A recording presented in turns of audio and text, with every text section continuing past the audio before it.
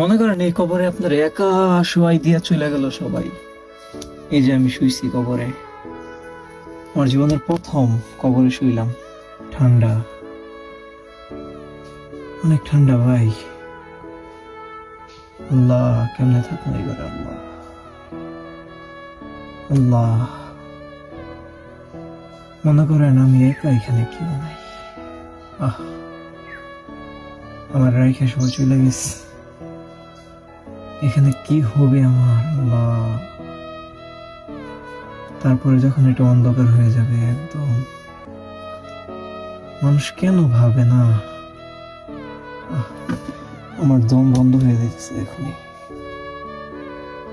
আল্লাহ, of করে দাও। এখান থেকে দেখেন আকাশ, দেখছেন?